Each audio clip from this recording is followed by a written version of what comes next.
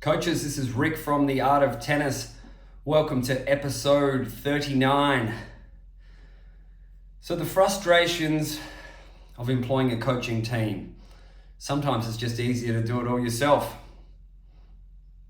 You employ someone, maybe they do a good job for a while, then the interest starts to fade, the initiative starts to drop, and you end up more frustrated than how you would be without employing them.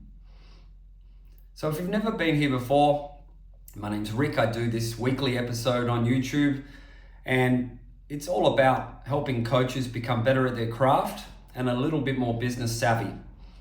If you're interested in this type of stuff, there is a free newsletter below. It's a 14-day newsletter which covers all things coaching and business. So let's get cracking. So I have a great team at Scarborough Tennis Academy where I'm based. But of course, I still get frustrations, okay? Every couple of weeks, there's something that frustrates me about what the coaching team is doing.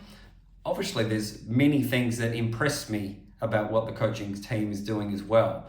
And I guess we've got to be careful as business owners not to only focus on the negatives, but to also catch people out doing something good, right?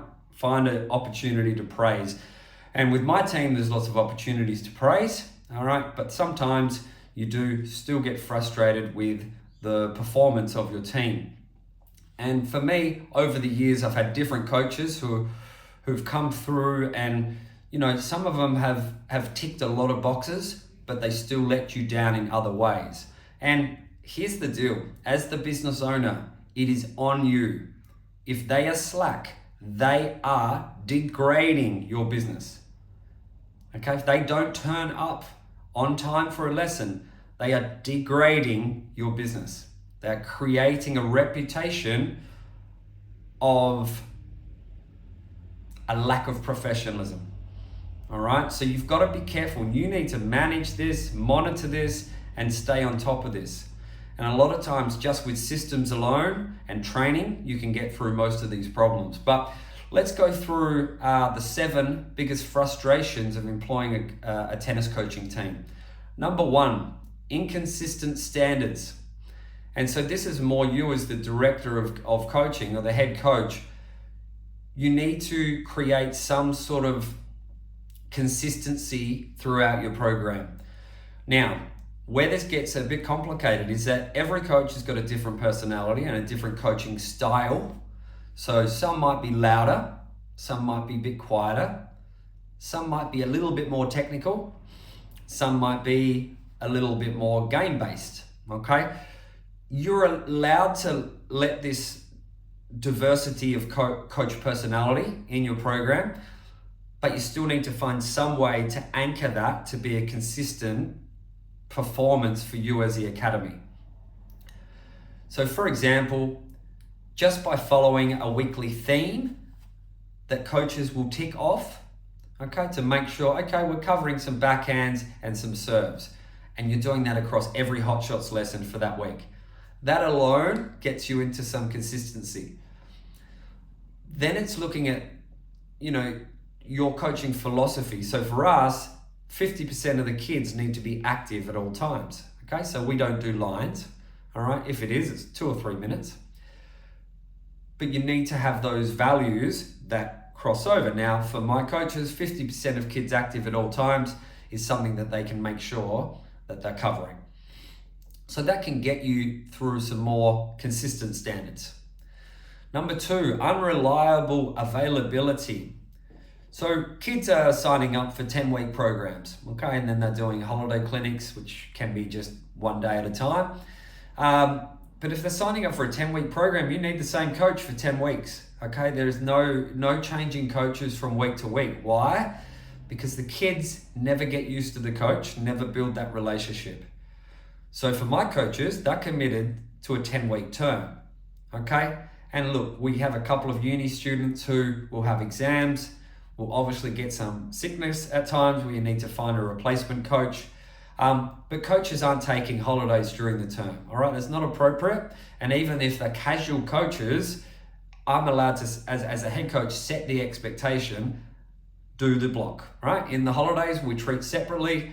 You might choose to take some time off, but coaches need to do their block of 10 weeks unless they are sick or they have a unavoidable commitment. Okay, so for something like university exams, we can't control that. That's their main thing in life is getting their uni done, and they're working around part-time on the side. You can't control that, but you need to set expectations that coaches can't just take time off when they want. Okay, you don't want coaches doing that.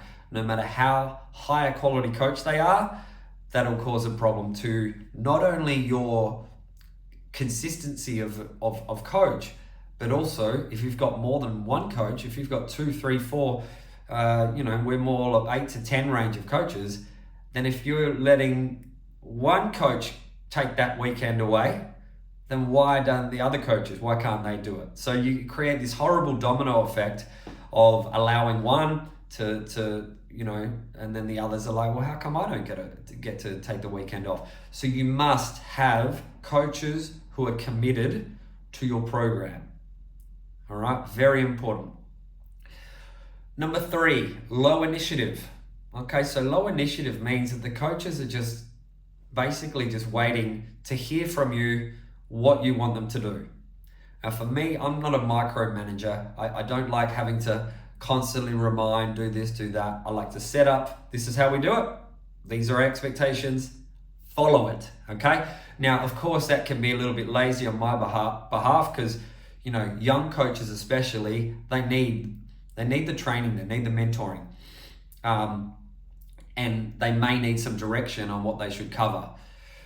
But as I said, in the consistent standards, you need to set your theme for the week.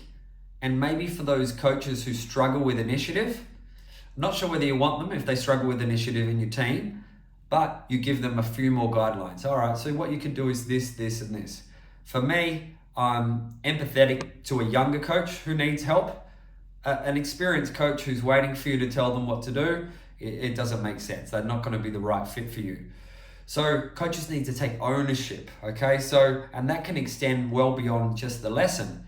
So initiative might be at the end of the day, someone's left a racket on court, there's a scattering of balls which were not that coach's tennis balls, maybe a different color, and the coach who does the right thing spends 25 seconds to pick up the balls, to get the racket and take it in, all right?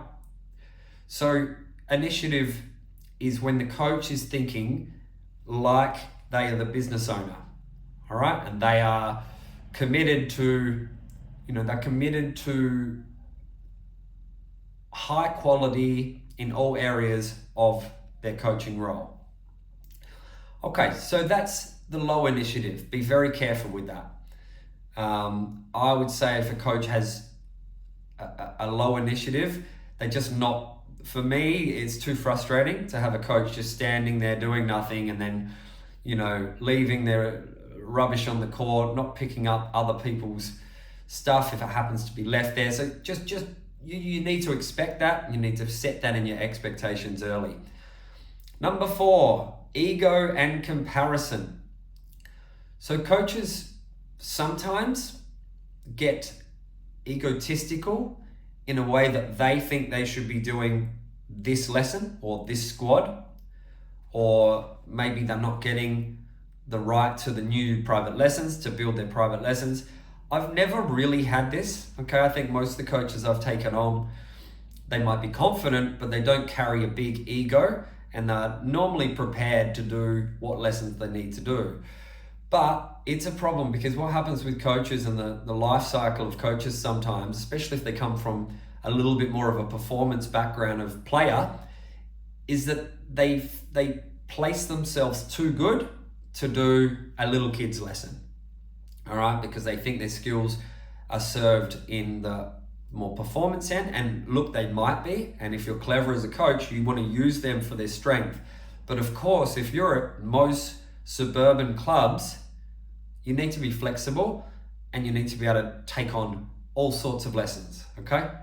So I'm again, really clear, I guess, when you sign a coach up to say, we'll get you focused on these areas, but expect to do some of this, all right? Don't tell them they won't do that, because then it's only gonna make it tricky if your business needs them to do that one term. Maybe they had a private lesson that changed times, and then the group class needs a coach. They need to do what they need to do. So for me, even as, I still will take a mini class sometimes, okay? I've got a mini class that I do weekly. As the head coach, I really could choose not to do that and stay away, but I think it's important that I can show that I can do the mini class as well as, these private lessons and squads that I also, perhaps, my skill set is suited towards. All right, so that's ego and comparison. So it's a me culture, not a we culture, and you got to be careful. You got to weed them out if they're demanding too much, that it's all about them. Okay, they're not going to fit in very well as a team. So be careful with that. Number 5, all right, poor communication. So I've had some coaches before. I coach particularly in the last 3 years where I've never received replies to texts. So I would send a text, I would see that it's been seen, and I wouldn't get a reply, okay? Or a like, or any acknowledgement that has been received. And that's probably the most frustrating thing possible, because you, as a head coach or director of tennis, you need to know that people have acknowledged it so you can move on. You might have 20 things to do in a day, and that one text is the first one. And so if they don't acknowledge it, then you haven't got that confirmation. So poor communication can be by text. It could be by email. You might be asking some questions about their plan for this class next week. And if you don't get communication back, it's just, it instantly kills the vibe, because you can't have someone working for you who doesn't communicate. Now, don't expect instant communication, because that's putting too much demand on people. I'm not a big fan of people being glued to their phone all day. All right, but communication, if you send it a message at 10 in the morning and there's coaching on at 3:30, I just expect a reply by 2:30. So we know that we're all on board with that. So what can happen is, if you have too many communication channels, then this gets tricky. So if you have a WhatsApp group and you have a Facebook group and you have email that you use, you got to be careful, because there's too many places to go.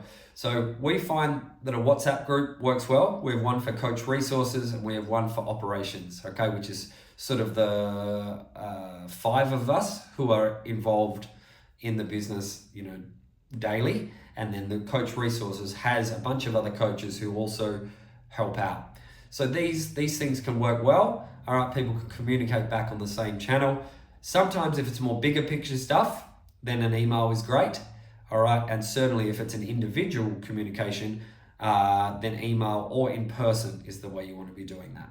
Okay, I'm not big on phone calls. I'd rather meet in person or an email if an email does the job there. So poor communication. Number 6, complacency. All right, complacency. So I think this is when a lot of coaches start really well because they want to impress. They start well, they're doing this, enthusiastic, great lessons, planning, reporting back. But then over time, they settle into complacency. And complacency normally means they're lacking performance, okay? So I guess what you've got to do there is you've got to be careful as the head coach or director of tennis not to let them plateau, and make sure you're giving them new challenges. So if a coach just starts and 6 weeks later they're already complacent, that's not good. That's probably about them and you don't want them in your team. If a coach has been with you a year and then you start to notice some complacency, then it's more like that's up to you to create some maybe better opportunities or more responsibilities to give them that spark to get more of a vested interest in what they're doing, okay? Because maybe they're just bored, and look, you really should be able to find your own spark, But sometimes that might be up to you to go, okay, why don't you look after this particular program this year, all right? That can help avoid the complacency, but some coaches are just gonna go and then drop, all right? And they're the ones who drift around, okay? They drift from one place and then they're suddenly coaching. They coach one term at one place, 2 terms at another place, and it just constantly drifts. So unfortunately, someone like that, they might change their location or where they are, but if they're not changing their attitudes and how they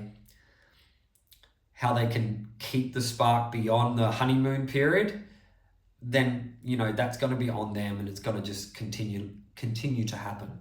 So be careful if you find coaches have changed all the time from other places. All right, there's normally a reason why they haven't stayed for a long time. All right, number 7. All right, final one, poor administration. Now, I am a poor administrator. I find it difficult to remember to dot my I's and cross my T's, okay, to do my attendance, to do any paperwork that I need to do. But I know that it's important, and so every Monday is admin day for me, all right? And I make sure I get that done. Now, I have a bookkeeper. I also have an office manager and an accountant. So there's people who are helping me out, obviously, from those details. But I still need to keep attendance. I need to keep my communication channels going. There's certain administration I need to stay on top of with a club membership. And with other coaches in the team. So even if you're not naturally good at it, if you have poor administration skills, the business will potentially lose money, okay? Because you might not be marking down a lesson that was done and they're not charged for. Potentially causing just lack of professionalism in that if you're not doing for me, coaches need to get timesheets in. And if they don't get the timesheets in on a Monday, then it causes me to be out of my admin day where I quickly go over the timesheets, and it can sometimes cause a delay to be paid. So you need everyone to do the right thing. And that can be things like the administration of the classes, so the attendance and any other notes that might happen. That can also be like I said, the timesheets, making sure you've got your hours down properly. Any other things that might include getting rackets to kids in the class, passing messages on to the office on what to do. If that just doesn't get done, the business will face a reputational risk and a lack of professionalism. So again, you've got to systemize, all right? Systemize this. So Monday, timesheets. Attendance needs to be done by the time you do your timesheets. All right, you don't want coaches to be stuck in paperwork. So we use apps, all right? So they're not having to write down kids' names and tick them. They use the app of InTennis to do the ticking of the attendance. And then for the timesheet, we do still use an Excel timesheet because we get rain cancelled sessions, you get cancelled private lessons. So it doesn't quite sync up always with an app and a timesheet. So we use an old school timesheet, I guess. But that can be a real big frustration if the admin's a problem. And I have found that, the coaches, if they start off struggling with admin, they might always struggle with admin, and you've got to make a decision whether their coaching is good enough to deal with the problems that it causes from an admin point of view. So I think that's it. Employing a coaching team, building a coaching team is a must if you're at a club and you need to build a business. So these are things that you must do, but don't think it doesn't come without challenges. Okay, it comes with frustration with your coaches, and you need to deal with it professionally and also plan ahead and show them what the expectations are when they're working for you. So I think that's it. Jump down, there's a 14-day newsletter for all things coaching and business below. Otherwise, that's it from me. We'll see you next week. Cheers.